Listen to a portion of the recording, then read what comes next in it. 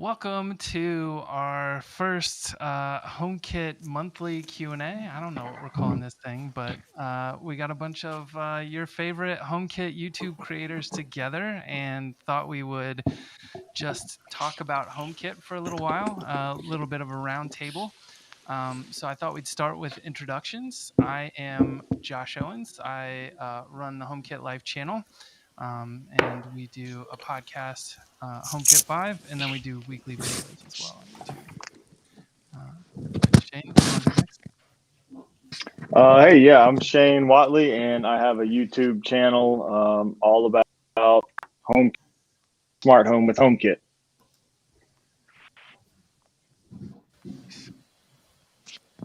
Go ahead, Carlo. Yep. My name is Carlo. My channel is Tech and More Tech. Mine isn't so kit-based. It's smart home in general, home assistant, all that kind of stuff. So, yeah. Nice. Oh. Yeah, I couldn't hear Shane. I could hear Tech and More Tech. I couldn't hear Shane, though. Okay. Can you hear me now? Introduce yourself.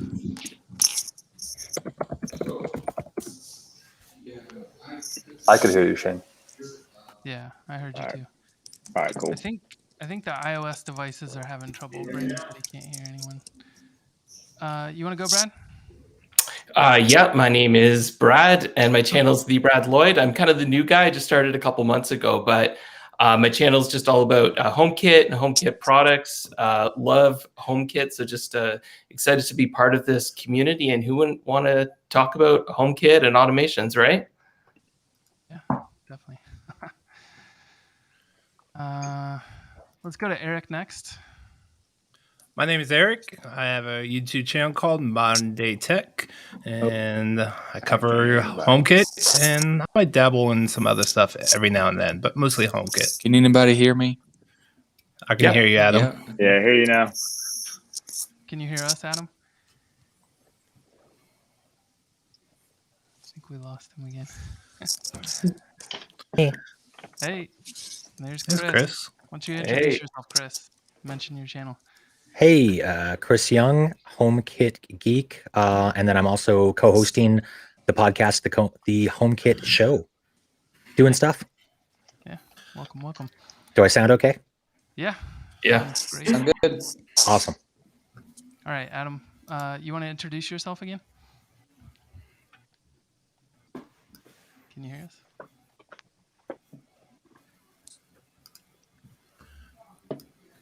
No. Brayden says he can't hear us either, so I don't know. It's like we're still working out some bugs. Yes, I can hear Carlo. I've heard Brad, and I've heard Chris and Josh. Okay. Go ahead and tweet this out. By the way, Josh, the word live with the viewers on the number 9 is right on your face. And I have a small phone, so I literally can barely see your head. Oh, hey, I don't think we see that on YouTube. Adam from Adam's Tech Life. On my channel, I make videos about just building a smart home, using just HomeKit automations and Siri shortcuts. Okay, and Brayden, can you hear us?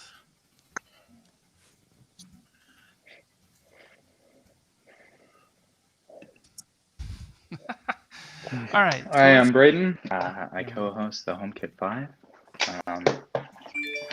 Yeah. All right, let's dive into the topic. So we thought we'd start with one quick topic, which is HomePod Rumors. And I think there's been a lot of stuff come out over the last 2 weeks, especially as they have discontinued the original HomePod and then said like HomePod Mini is the way of the future. And then probably one of the more recent ones was like 2 days ago, I think we heard like, oh, there's sensors. There's like humidity and temperature sensors inside the HomePod. And then I think even that same day, we heard that we might be getting a video HomePod. So And we can add to that. Air quality indicator was the latest one I saw. Like this thing is just rolling now. That one. Yeah. I'm like, what haven't they shoved into the HomePod Mini?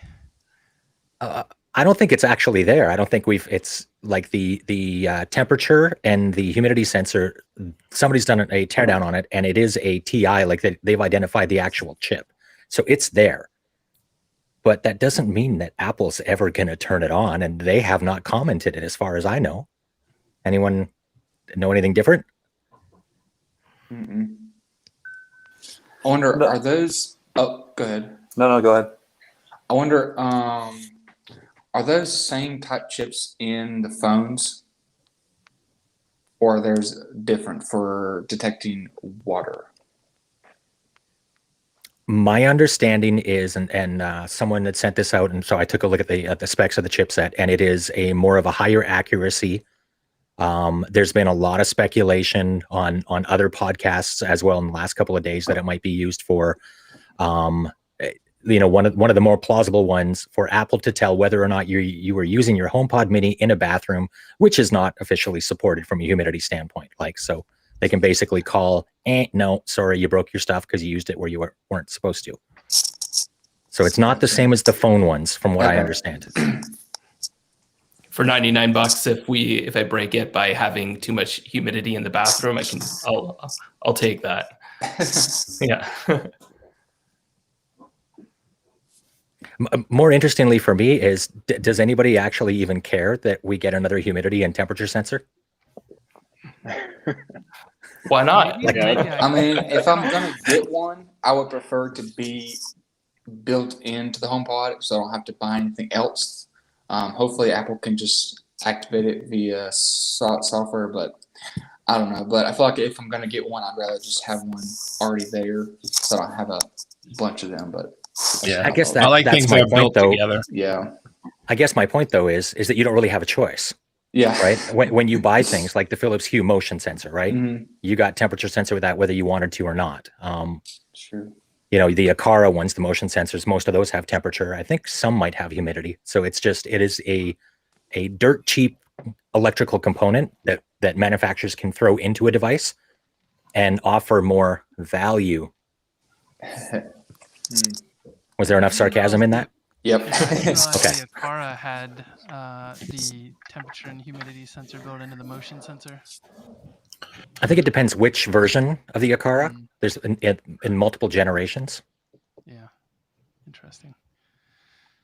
All right, so that was maybe like meh news. I think the idea of a video HomePod is definitely maybe the more interesting thing that did come out. Like, what do y'all think about that? Well, I'll start with that. I won't try to rant too much. I don't really buy into a lot of the rumors and stuff. To me, I just don't like wasting my time with it. It's just nonstop. It's cool. In fact, we were recently, we were just talking about this before that whole leak came out, I think, about, some kind of smart home display. So, I'm definitely a fan. I'd love to see it if it ever comes. But at this point, it's just a rumor. Who knows? It could be 3 years, 2 years, could be next week. I don't know. But if it ever happens, I'm a fan. I'll buy one. Hey, as soon Shane, as are it you trying comes to out. say something? Yeah, we can hear Shane. I see your mouth moving, but I don't hear any words. Oh, that's funny. I don't know if he's trolling you or not. I don't know. I know, right? Yeah, we can hear you, Shane. We can I hear should you. just- I think it's an iOS problem. That's funny. So in the other best troll of the week, I don't know if you guys caught this, but the Apple keynote on March 23rd. I don't know if you saw those, but where Apple actually released a new version of Keynote, their software, on March 23rd. Oh yeah. That was yesterday. That's I don't even know if that's true, but it's funny. Yeah, I that's saw it. hilarious. That is funny. That's funny. Poor John Prosser and his eyebrows.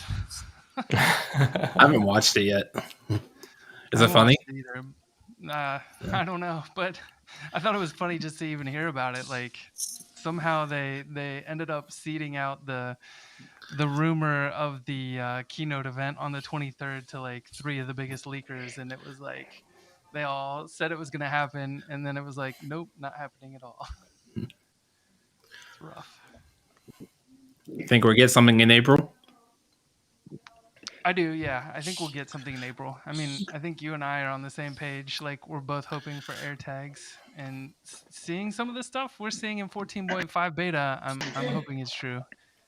No. It'd be nice to finally get them after Question for all so you guys. long. How long you been waiting on Your those? favorite I heard about smart bulbs AirTags. you've used thus far. Sorry, what was that, Adam? I don't know. Can Adam even hear me right now? Would you say, Adam? No. Adam, can you hear me? Who can you hear? Can you hear me? So responding to Shane's comment, I think he's probably been waiting as long as you were for the HomePod Mini. Yeah, that's what I was thinking. So that's why I'm Wait, not a huge fan of I think I rumors, missed man. something. You just never know. You know? Do I have a computer? I do not, but I have a iPad, so that also does not seem to work. Well, maybe. let me see when I first put my first AirTag video out, because I learned about it probably about 6 months before then. Let me try to So switch over to my iPad. Okay. Okay. Yeah, you were the big Bluetooth track guy. So my Eric? first AirTag video was May 22nd, 2019. Oh, boy. May Oh, of boy. 2019. That's tough. Eventually. There you go. So it was a good 6 months before then, at least. Wow. Yep. Honestly, the one I'm more excited for and hoping for is the iPad Pro refresh. Because it's been a year and I refuse to not have LiDAR or to have what A12? A12X was in the old one? A12Z is what they put out last time, so it wasn't much. Yeah, I want it all. Yeah. I want it all. I want an A14. Just give me an A14. Which, what about a new iPad Pro is exciting you, I guess? Just having LiDAR? So I need LiDAR. So if you've seen, I don't know if you've seen the Looking Glass project, which is a holographic display that was Kickstarted. So I've got one coming because I'm a Kickstarter addict. You guys know this. But it allows you to take full the depth. So beyond what you get in the standard portrait mode, LiDAR is used to put depth perception into the images, and you get super, super high fidelity 3D holograms that can be displayed on the Looking Glass. And the only LiDAR that they have right now in the iPads is in the iPad Pro. But the iPad Pro that they're selling right now is still A12, not A14. So I need Bionic. I need the good stuff. I see what you're saying. Yeah, fair enough. Mm-hmm. Yeah, I've got the previous iPad Pro with the 2nd gen pencil, and yeah, I have not needed to upgrade at any point. But the Looking Glass thing looks pretty interesting. My iPad Pro is 1st gen with 1st gen pencil and a cracked screen, so it's due. It's time. Yeah, I'm with time. you. I'm way overdue also, so I'm looking forward to seeing what they're going to come up with for that. Are you enjoying your M1? I'm enjoying it. I'm still in the process of kind of switching things over. I want to kind of make that my main computer, at least for a while. And, I use Adobe stuff and a lot of like Premiere Pro and a lot of that stuff. They don't have the native support yet. So, I'm kind of figuring out all that stuff as I go. So I'm taking it slow, but aside from that, it's awesome. I upgraded to the M1 last fall, and I needed to get a new MacBook, so I ordered the Intel, one of the Intel versions, and it was like 8 weeks shipping. So I'm like, oh, okay, that's fine. I'll be patient. And then a couple of weeks later, I kind of hear about the M1, which had been rumored, but it wasn't really like for sure. So then I just canceled my order and waited patiently for the M1. So I like it. My previous one was 2014, so it was a big difference, a huge upgrade for me. I just like how quiet it is. There's no, like, you never hear the fan. I don't know if I've ever heard the fan on this computer. It's great. Yeah, it's pretty amazing.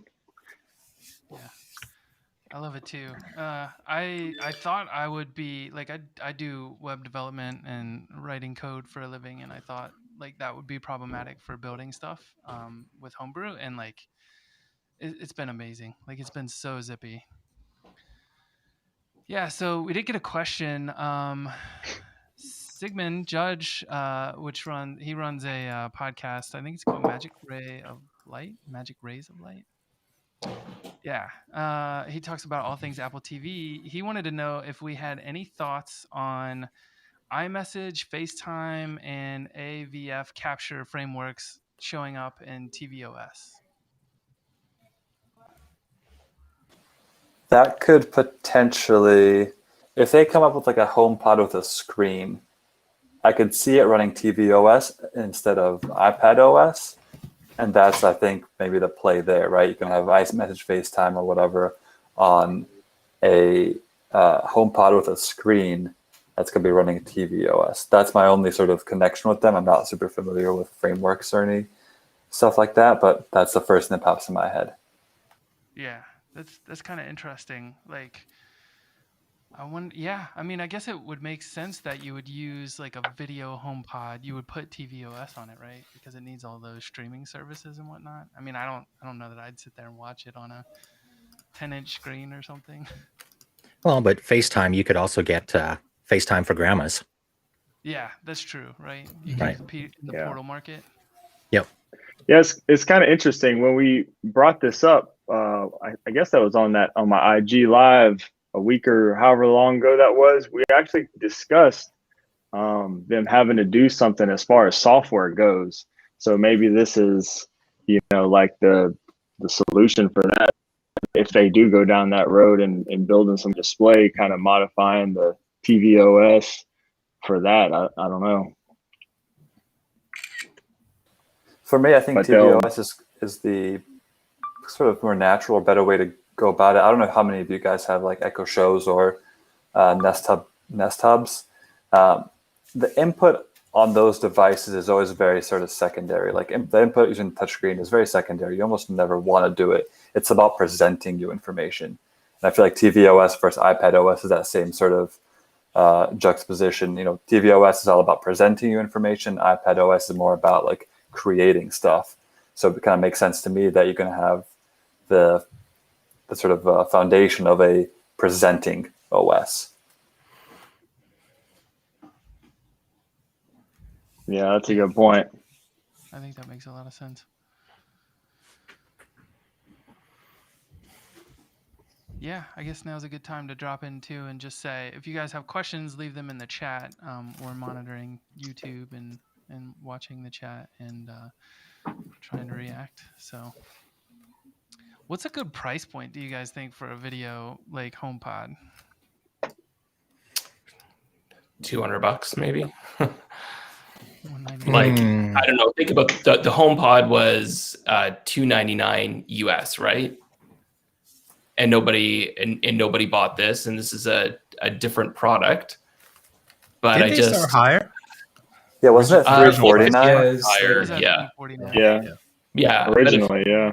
I mean, I think that Apple needs to come out with something if they're going to compete with these things like the show, right? Just like they released the HomePod, they were just the last ones. But if they overprice it, then nobody's going to buy it. It's not going to catch on. And then we'll have to wait for the Mini to come out a couple of years later, and then they'll discontinue the original. So I think that's a tough market in general. I mean, the Echo Show 10, that's $250. That's one I just got. They have like the 8 and the 5, so different sizes. The Nest Hub Max, I think, is $250 as well, $230 maybe. And like, I can't imagine Apple's going to go anything under $300, honestly. Yeah. It's interesting though, because the Echo Show 10 has the built-in Zigbee hub, right? So if you start comparing Zigbee versus Thread, right, that's an interesting one. I don't think that the Echo Shows really took off until the Show 5 came out, which was sub $100 price. So I think that's where, You know, if you take $100 price and you factor in the Apple tax, of which we'll all pay $150, I think 200 would price them out of the market. I don't think anybody would want they have to prove themselves in the 5-inch and the small display before most of us would throw out cash onto a large display. Right? It would be HomePod OG all over again. Right. Like, I think we would all pay like whatever it took, but how's it going to sell to the masses, right? Does anyone know how the Echo Show, how is it selling? Like, I'm not in that ecosystem. I don't know much about it, but is it a good seller? The Show 5 was flying off the shelves at Christmas. Yeah. It was crazy. Yeah. People think they want that screen, right? I bought one. Yeah, I've got a couple. I never used it. So it just sat there. Yeah, Amazon did a good job with the sizing, I think.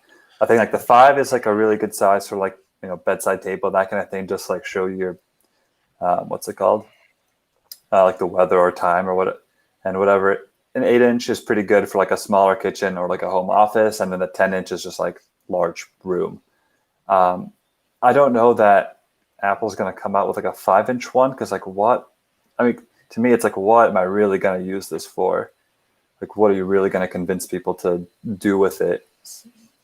But I definitely get your point. It's like, hey, you need the really broadly appealing one to kind of actually make a dent in the market. Yeah, I would agree with that. Like, I almost struggle. Like, we just put a HomePod Mini in our kitchen, but like, that seems like the place I might put a video HomePod. And I don't know, like, we already have a TV within viewing distance of our cooktop, and like I can see my front door. So if someone hit the doorbell, like I don't know that showing the person that hit the doorbell on the video screen would help. You can literally, and by the time it shows up, you could just already looked. Yeah. So I don't know. Yeah. I mean, it's tough because I already have like Apple TVs in every room, you know, almost, I feel like. I want a new Apple TV to come out finally. That would be nice. I would love to see a Thread Apple TV. Yeah. Or U1 chip in it. Or both. Yeah, so I've heard they're talking about like 2 Apple TVs, kind of a consumer level, even maybe like a dongle or something, and then a higher end gaming. Yeah. So, I mean, we'll see. It's like you said, Shane, you can't bank on rumors, but I think we'll see something though. Yeah, that's a good point actually with Apple TVs is like, do we think we're going to get something on the lower end that's just the streaming services? Like I have a Chromecast, the new one with the Google TV, and $50, that thing is the best value in terms of if you need a streaming stick, that's what you get. No questions asked. $50, you can get 3 of them, put them in each room. Yeah. For the same great price for travel, as one right? Apple TV. Yeah, great for travel as well. But overall, just really solid device, super quick. For a lot of people that don't need a hub, that aren't going to play games, because like honestly, Apple TV games aren't great in my opinion. I would be the first to recommend get a Chromecast over an Apple TV just because it's a third of the price and offers a really good experience. We're kicking you off, Carlo. I mean, it's a valid point though, right? Like they're definitely they're definitely at the top end of the market, right? They don't have any kind of like low end streaming option or a portable option, right? Like we went away this weekend and I like had to unplug the Apple TV and like wrap it up and take it with us so that I don't have to log into all these streaming services again. Yeah. That's a pain. Like if I could just take it with me, that'd be nice. Yeah, it's not like most people are traveling too much these days, but that would sure be nice to have. I think that's about to change though. I hope so.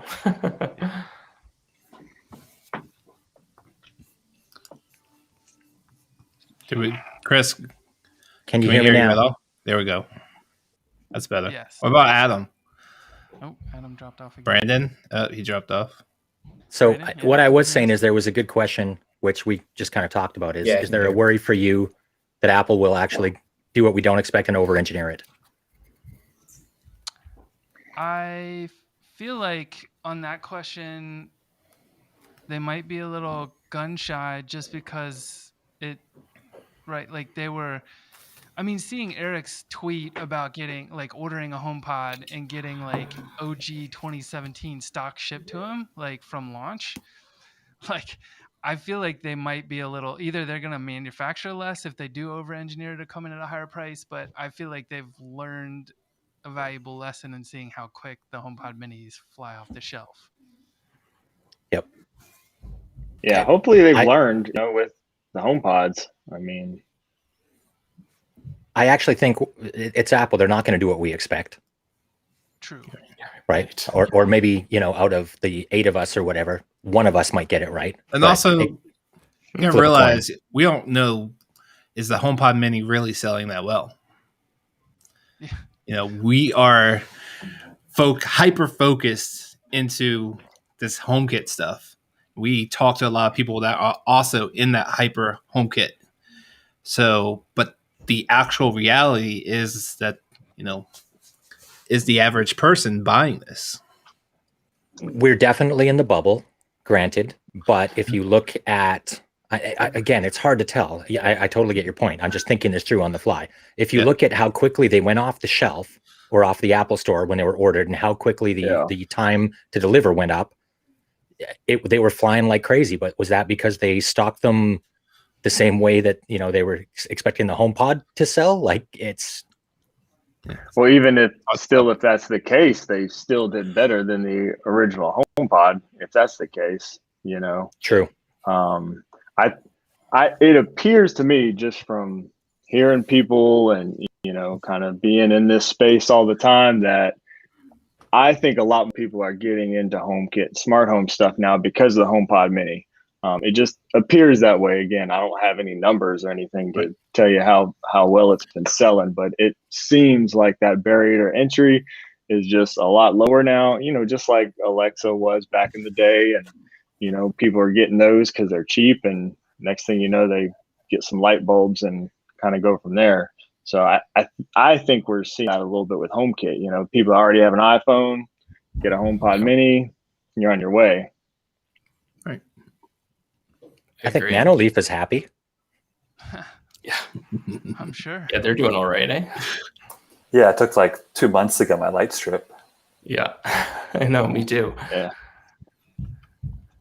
Well, the HomePod Mini is selling well in my house. I don't have one in quite every room. I haven't. There's none in the bathrooms yet, but hopefully eventually. I think I just got my 4th one, so I'm trying to keep the sales up for Apple so they don't discontinue this one. I got 5. 5? That was my initial, and that's where I cut it off. So, like, I want more, but I think there'll be more stuff coming down the line. So that's the problem, right? I had 2 OGs. I've got 2 minis. I'm holding off. Yeah, I have 3 originals. So, I think based on even like Reddit, like the HomeKit subreddit, the smart home subreddit, a lot of people are buying the HomePod Minis. Again, obviously very sort of niche market, but I mean, it's a big enough community that it appears that it's selling pretty well just within the smart home community.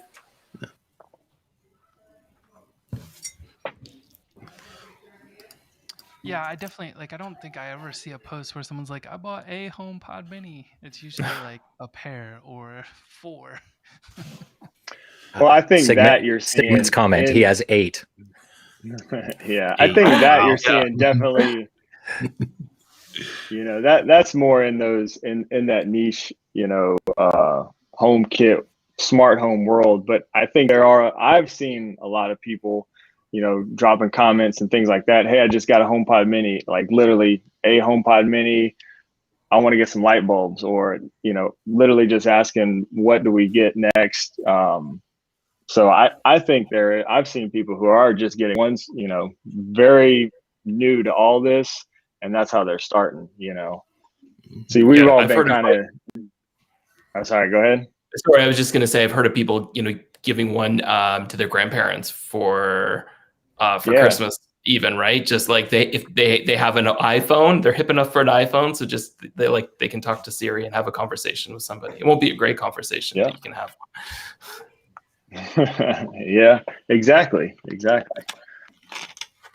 Well, speaking of which, I hope that, Apple, like, I would just like to really see them focus on improving Siri, because I think that's the biggest criticism that I hear when people talk about the HomePod is just Siri. I mean, it was it was raining today, and I was going out for a walk at lunch. So I'm like, hey Siri, when's it going to stop raining? And it's like, it's currently raining.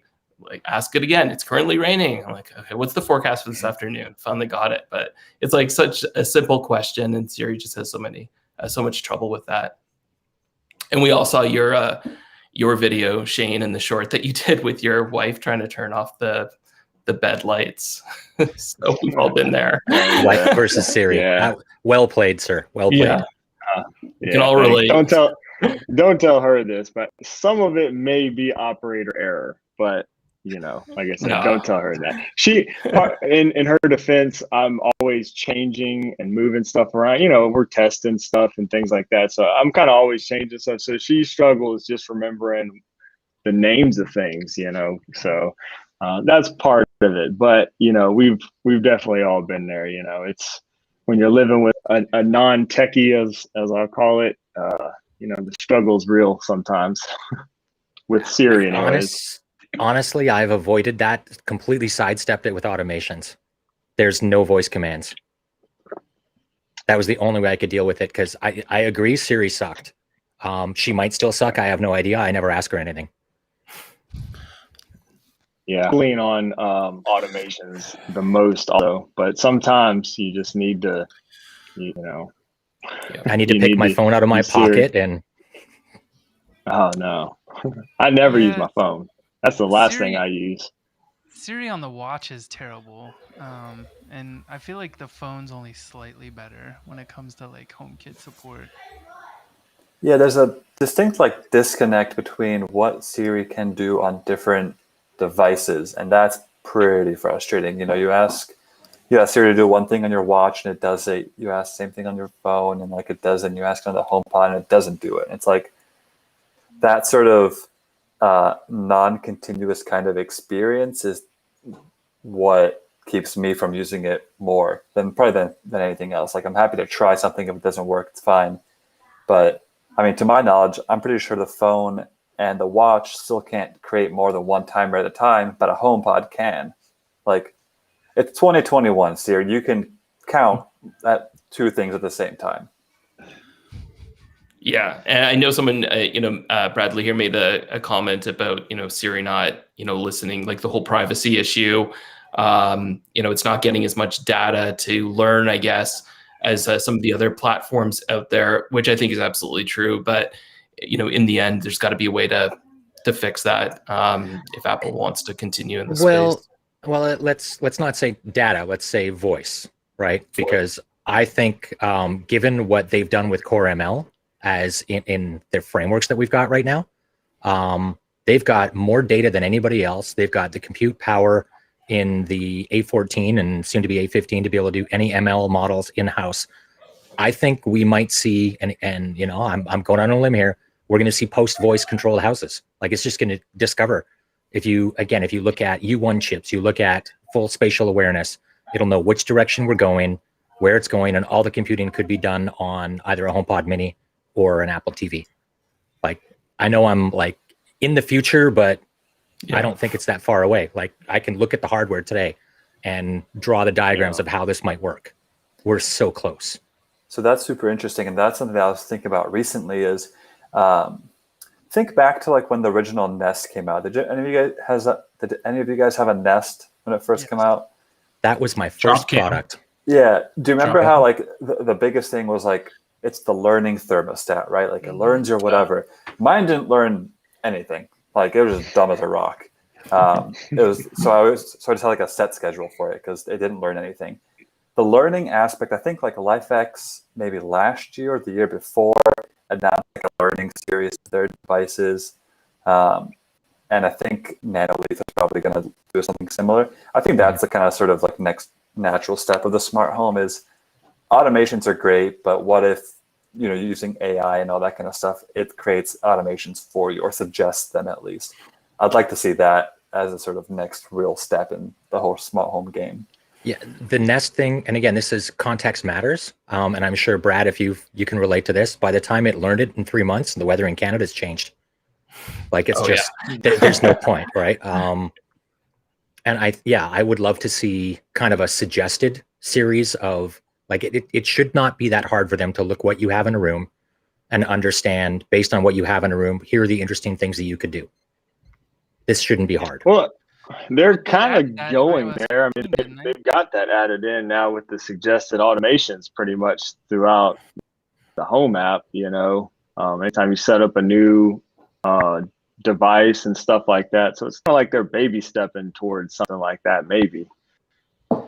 I feel like they really didn't add much in the way of like machine learning or AI to that particular feature. They're just like trying to suggest things right now, which again is probably a good first step, but it would be nice if they could apply some smarts, or could we even get it a log? Yeah. Right? Like walk in a room and you see I turn on a light and the motion sensor picks me up, like just make the automation for me.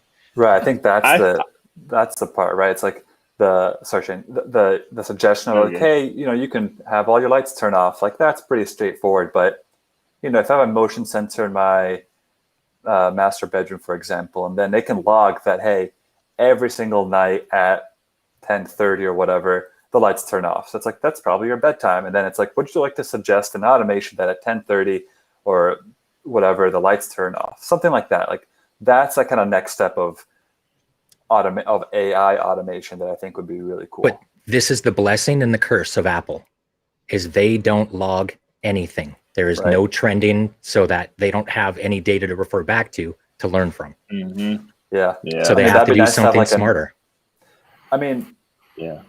It could even be like an opt-in kind of thing, like, hey, I'm giving you my data, figure something out. Like it could be nice, but I also see the sort of downside to it as well. I agree with you. I'm not disagreeing with you. I don't know if they could opt in at this point, the way they've built everything out.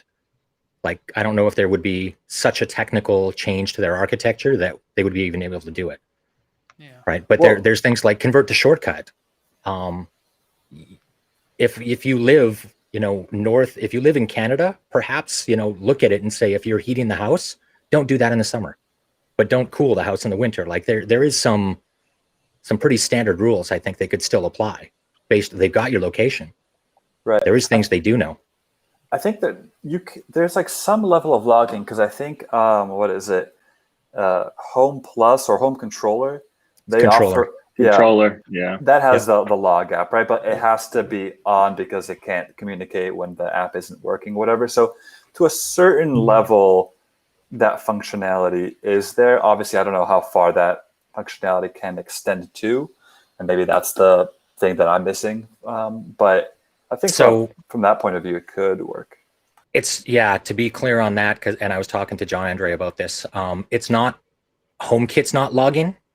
He is logging within his app. He's capturing those messages, right? And if you do it on your Mac, if it is in the foreground, you can then grab it and export it into CSV and JSON and do troubleshooting. So there's a couple things that have been plaguing me in my house that I'm really looking forward to trying to track down. That's interesting. I was curious if that's how that was working. I figured it was something like that. So that's interesting to hear.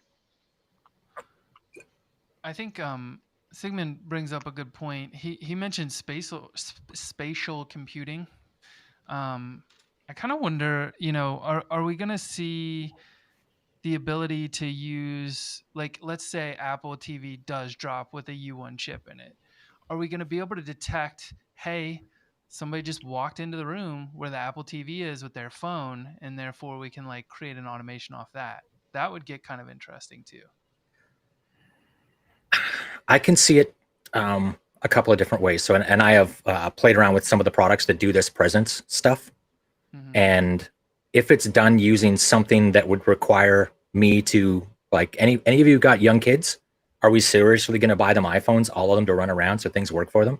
That's not happening, right? No, So Right.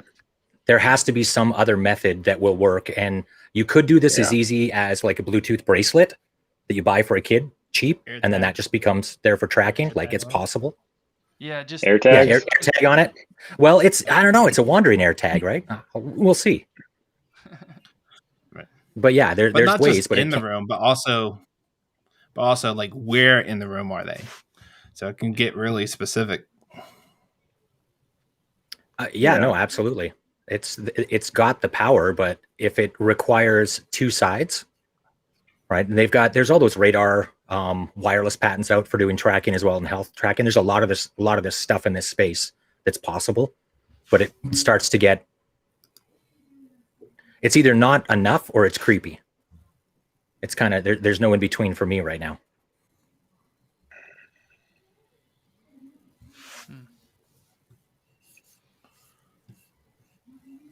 This whole thing just jumped around. yeah. I think We're back. Shane dropped for a second. Yeah. Was that just me? Yeah. You I think came it was back, just you. and now you're more in focus. You were out of focus before. Oh, really? Must be Yeah, connection so Now you're in focus. problems or we did something. get another question here from Bradley Okay. Reese. He asked feedback on Homebridge apps for iOS. Has anyone used like a Homebridge app to like edit or config their Homebridge setup? I've always just used the browser. Yeah, I always do it in browser. I haven't done that. Yeah, just the browser. If you have the nowadays, it's easier with the I think it's called the UI UX config that makes everything sort of more visual as opposed to just like terminal based. But I don't know if there's any specific apps for it. I feel like I have seen something, but I wouldn't be able to recall the name of it or anything.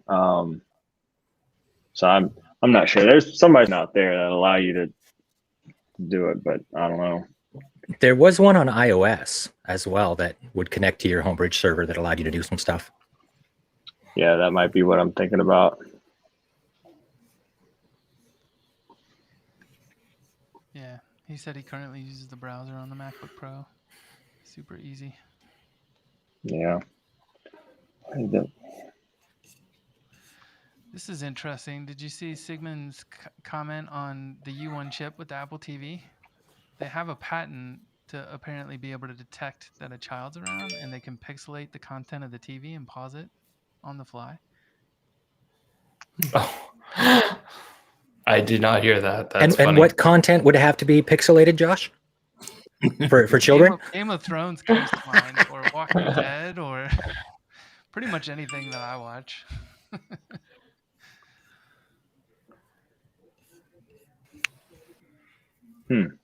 Interesting idea. If it's a child, apparently. Well, I think you I might wonder if have anybody to know. specify their device or something, and then Okay. Presumably A assign child it like a device. profile, right? yeah. Okay. Well, no, a lot of Yeah. this stuff.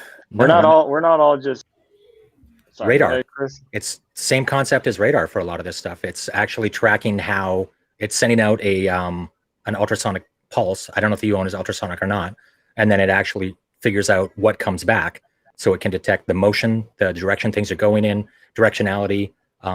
If obviously you're going to get a different blockage if it's an adult versus a short person. Yeah, So how this would, size matters. Sorry. So if you have like a Great Dane and it walks into your room, it starts pixelating Game of Thrones. Yeah. As long Or as if it's you're, constant, I guess. my sister's like 4'11", would it trigger for her? I don't know. What about like I have all my Apple TVs actually mounted like behind the TV? Would like the signal be able to pass through that fine, or would it have to be exposed in an open area? I think it's wireless signal, so it should be able to get through Yeah. for a short distance. Right. This is the plague of wireless networks, right? It depends. Do you have fish tanks in the way? No fish tanks. No, I'm not joking. It's water will absorb RF like nothing, right? Paper, books, all of that stuff. That's why human beings wandering sacks of water cause issues with Wi-Fi. Good to know. It's funny. I've been called a sack of stuff, but not water. So Sack of water. Yeah, that's why I like data centers. We get wires.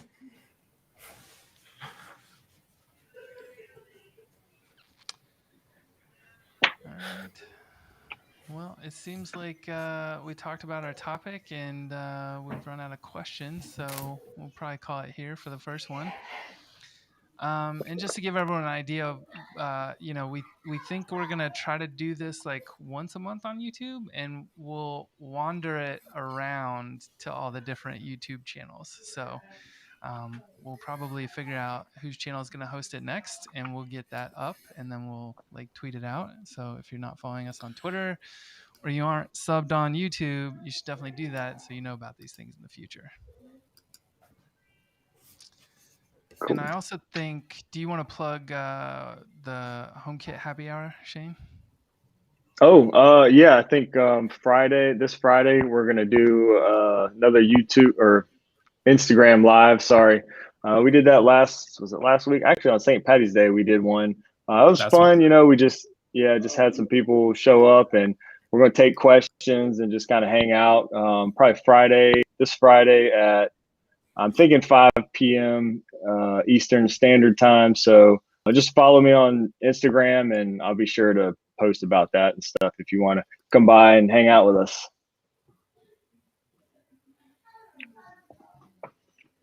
Is there a sprinkler involved? A sprinkler? I don't know. We'll see. We'll tease that one. We'll see.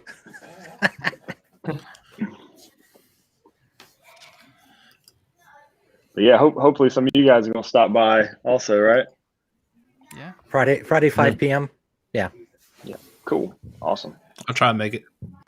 Yeah. All right. Awesome. So everyone just sound off with your channels once again. We'll start at the bottom. Shane, you go first. Shane Watley. You just search my name on YouTube. Thanks. All right. Chris Young, Smart Home. What is it? Chris Young Smart Home on YouTube, or HomeKit Geek, because I couldn't get that at the time. On Twitter, Instagram, all the other usual suspects. Nice. Eric? Modern Day Tech, everywhere. Yeah. Brad? The Brad Lloyd. Nice. Carlo? Yeah. Tech, and more tech. All right. Braden? Still audio issues. He's muted. Oh, whoops. The HomeKit. There he is. Nice. Welcome, Braden. All right, cool. Well, thanks for tuning in, and we will see everybody next time. And thanks to the audience. Thanks, Take Josh. care, Thanks, everyone. everyone. Thanks, Thanks, everybody. guys. Bye, guys. Thanks, Josh.